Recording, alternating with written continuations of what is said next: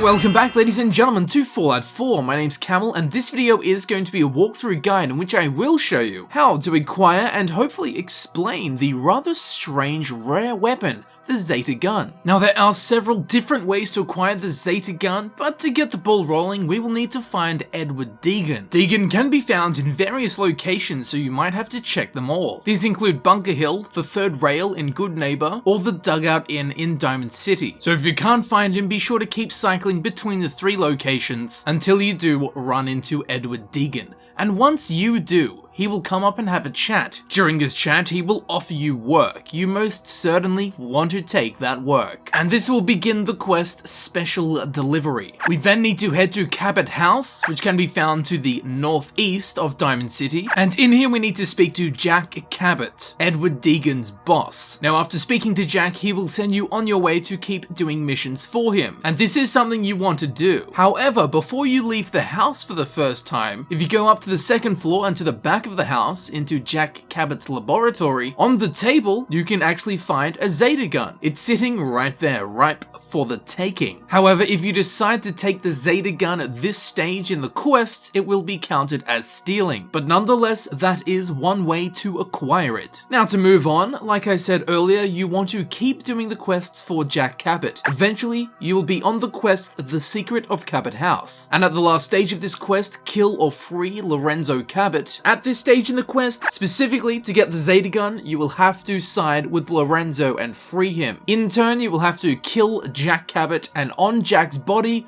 will be found the Zeta Gun. However, I do not suggest doing this, as you can side with Jack and get Lorenzo's artifact and then still pick up the Zeta Gun off the table, so you can get both when siding with Jack, which I also think is the morally correct choice. So although you can get the Zeta Gun from killing Jack, I wouldn't suggest doing it. And finally, after finishing the quest, you can still pick up the Zeta Gun from the table, and if you do take it, every 3 weeks of in-game time it will respawn on the table, and this time it won't count as stealing. So that's the 3 ways you can get the Zeta Gun. I would definitely opt for the last method, because that way you can save Jack and get Lorenzo's artifact, in turn helping the good guys and getting 2 unique weapons. And as always, before modding it out and looking at the weapons base stats, I have reduced all my character's special attribute stats to 1. I also have no bobblehead perk or magazine effects applied to my character. What this means is we will be seeing the absolute minimum base stats of the weapon. So first of all, something that should be explained is the Zeta Wave barrel is actually a modification. As soon as you take it off, it just turns into a standard Gamma Gun. This is quite special because it means you can go and find a Gamma Gun with a very interesting legendary prefix and then attach the Zeta Wave barrel to it, potentially resulting in some very fun and powerful weapons. So of course, as this is a Zeta Gun weapon guide, we're going to be going with the Zeta Wave barrel, which turns the projectiles into Zeta Wave projectiles. The minus 100 radiation damage is just taking that off from the standard barrel. It doesn't mean that hitting your enemies reduces their rads by 100. 5 times minimum range, 9 times maximum range, and minus 10% to VATS cost. In the second mod slot, we're going to be going with the Sharpshooter's Grip. This reduces spread by 15%, reduces recoil by 15%, reduces VATS cost by 15%, and increases bash damage by 50%. And finally, we're going to be going with the Electric Signal Carrier Antenna. Hold fire to charge up to plus 40 energy damage and plus 30% to VATS cost. Now, given the Zeta Wave barrel has such strange properties, this additional energy damage is most welcome. And finally, once it has been modded out the way I just did, we will end up with the Sharpshooter Zeta Gun, which has a base energy damage of 40. It has a base Zeta radiation damage of 10. We'll talk more on that later. It uses the gamma rounds as ammunition. It has a fire rate of 66. Its range is 119. Its accuracy is 73. Its weight is 3.6 pounds, and its value is 220 caps. And as we can see up the top, Sharpshooter Zeta Gun, no legendary prefixes. That's because, of course, the unique element of this weapon is a modification and not the weapon itself. Okay, so the Zeta Gun, as we know, it now shoots Zeta projectiles, doing specific Zeta radiation damage, which is apparently harmless to normal people. And although the radiational effect might be harmless, this does actually translate to damage on normal people. Now, although if you read forums or anything like this, the Zeta Gun is considered one of the worst weapons in the entire game, when in fact fact, it's really not. Not only is it quite interesting, it's actually pretty good, especially now that we've put the electric signal carrier antenna on it, adding that extra 40 energy base damage. So it's got a base Zeta radiation damage of 10, which translates to normal damage. It then has a hidden effect, which is an area of effect blast that each bullet does, which has a base Zeta radiation damage of 11.5. It then has another hidden special ability, which stuns enemies upon a hit and also has a chance to send them flying. So now we have the cricket gun from Men in Black, which does 10 Zeta damage, 11.5 Zeta damage explosion, and then 40 energy damage. So then, after I got all of the appropriate damage increasing perks for the Zeta gun, its energy damage went up to 115, its straight up Zeta damage went to 57, and its explosive Zeta damage went up to 66. So combine all of those together, and we end up with 238 damage with each hit, which isn't that bad. Given it's a semi-automatic pistol, you can fire those bullets off quite quickly, and each bullet has a chance to stun the enemies, and that effect is carried across into the explosion so you can stun a group of people with one bullet. Then it's also got the chance to send them flying, so this gun sure is Zeta than we may have first thought. And on top of all that, the damage is split almost half and half with energy damage and a type of radiation damage. So although the Zeta radiation translates directly to damage, it is counted as a radiation damage, so your enemy will need radiation resistance and energy resistance to resist this gun. So if that has now got you a little bit excited, and it's not just the radiation, then don't forget what I said earlier, that this is just added by a modification. You can apply it to your favorite legendary Gamma Gun, making an even more powerful and special Zeta Gun. Exactly what the Zetans would have wanted. And in case you were wondering, the name Zeta comes from the alien species in the Fallout universe, as is made quite apparent in the Fallout 3 Mothership Zeta DLC. And this is supported even further when Jack Cabot asks the player if they believe in aliens at the start of the quest special delivery. He also talks about his father digging up artifacts in ancient ruins that were not made by, nor were they made for humans. So at the end of the day, I think you will agree with me that the Zeta Gun is actually pretty good and it's pretty interesting. So hopefully people stop beating on it and give it some space. After all, love is a universal language. So hopefully you're taking away from this that this gun isn't just extra good, it's extraterrestrial. And if you would like to support the channel, be sure to go to Patreon. Just joking, I bet you thought this whole video was just a Zeta.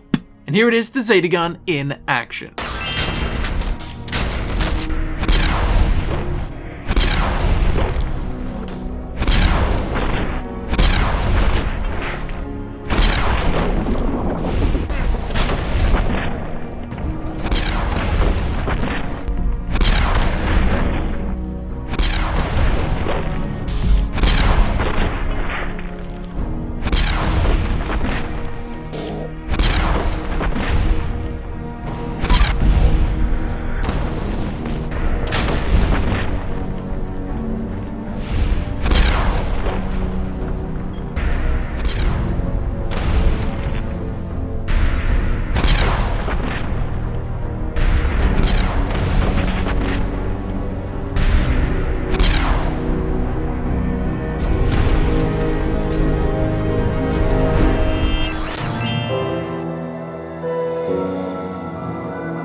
And there you have it, ladies and gentlemen, I've been Camel, and this has been my guide for the rare weapon, the Zeta Gun. I do hope that this video helped you out in some way and hopefully explained away some of the rubbish myths about this weapon. But if it did help you, please feel free to click on the playlist button on screen. This of course will take you directly to my Fallout 4 Guides playlist, where you can select the videos you wish to watch freely. Or you can check in the description, where it will be frequently updated with links to new Fallout 4 guides that I upload. If you believe in aliens, please feel free to follow me on Twitter. The link will also be found in the description. And with all that said, I would like to thank you very much for watching, and I will see you very shortly in the next video. I'll see you there in a second. Beam me up, Scotty. Thank you very much for watching, and I will see you very shortly in the next video. I'll see you there in a second. Beam me up, Scotty.